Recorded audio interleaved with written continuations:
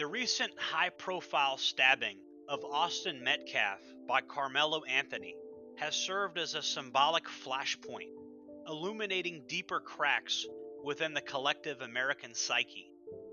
While the immediate facts of the incident are shocking in their own right, the event must be understood not in isolation, but as a manifestation of long-standing repressed intergroup tensions, emotional, cultural, and historical, that have accumulated beneath the surface of contemporary civil discourse. This act of violence functions less as an anomaly and more as a revealing rupture in the facade of modern liberal civility, exposing a latent substratum of tribal instinct, social resentment, and identity-based grievance that persists despite decades of institutional attempts at suppression or rebranding. The incident stands not merely as a criminal episode, but as a symbolic event, a reflection of a broader anthropological reality that modern societies often attempt to obscure through euphemism and ideological framing. The implications are profound, forcing a reevaluation of the human condition, particularly the tension between our biologically inherited social structures and the ideological demands of the post-industrial liberal worldview. In the context of the post-industrial socio-political discourse, the concept of racism can be interpreted not as a novel moral failing, but as a reframing of the ancient evolutionarily embedded phenomenon of tribalism. Historically, human social organization was structured along kin-based, ethnocentric, and territorially bound lines, which ensured group cohesion and survival in resource-scarce environments. With the advent of industrialization, the Industrial Revolution, and the surplus it enabled, elite ideological frameworks began to pathologize this innate tribal preference, recasting it as a morally objectionable and introducing terms like racism to regulate behavior in service of homogenizing liberal paradigms. The rebranding was well-intentioned and, in theory, may have inadvertently or on purpose produced a culture of performative tolerance wherein genuine intergroup understanding is sacrificed in favor of abstract universalist principles that lack grounding in human nature. From this perspective, tribalism is an impulse to be eradicated.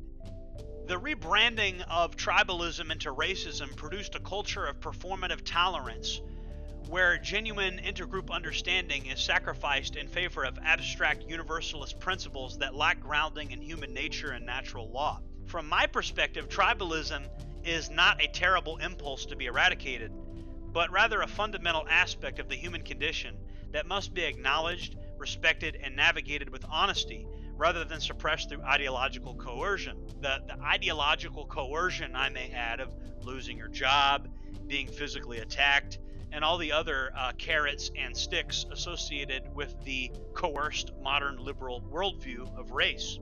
In extreme environments like prisons, where identity, loyalty, and respect are currency, the raw authenticity of tribal expression is often respected more than moral posturing.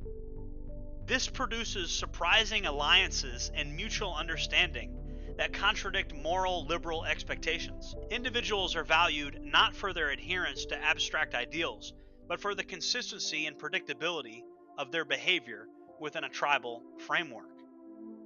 This explains the counterintuitive yet well-documented phenomenon where individuals from traditionally adversarial groups, such as black inmates and white nationalists, may form bonds of mutual respect grounded in an unspoken recognition of shared principles, loyalty to one's group, rejection of performative morality, and an understanding of the necessity of in-group preference in hostile conditions.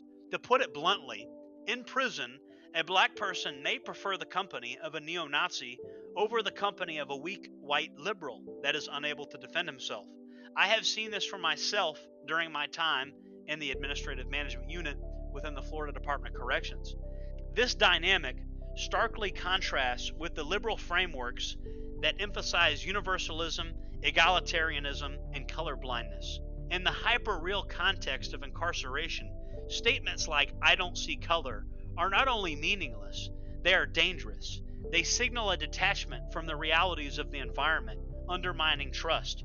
Conversely, someone who openly expresses their tribal affiliations, even if controversial, is often seen as a more trustworthy because they operate within the intelligible social logic. This form of authenticity becomes a social currency that transcends ideological lines. Thus, what liberal modernity deems regressive, prison environments often recognize as foundational, a return to the baseline social logic of humanity, where honesty about identity and allegiance facilitates peace, order, and intergroup diplomacy. In light of these realities, it has become evident that the neoliberal project, rooted in universalism, homogenization of identity, and performative egalitarianism, has reached a point of diminishing returns.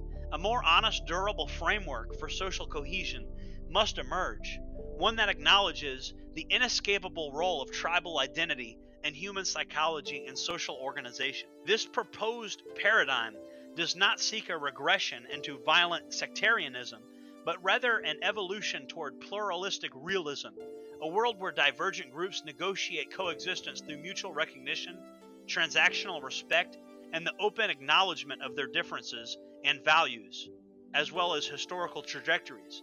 In such a system, peace is not achieved through denial or enforced sameness, but through structured deal-making, cultural autonomy, and the cultivation of stable intertribal agreements. Only by replacing the fragile illusions of liberal modernity with a pragmatic, anthropologically sound identity can societies build a future grounded in both truth and sustainable coexistence. I hope we can have a world where we are more honest with each other when having racial conversations. This is really what I want. Then and only then can we throw off the shackles of the boomer era neoliberalism and can an honest conversation about race even begin in the first place. I hope you guys will help me to create a new world where these are the norms. A world of respect, dignity, and mutual understanding of our differences, instead of a world of coerced, ideological framing of tribalism as racism. Jordan Jareb, signing off.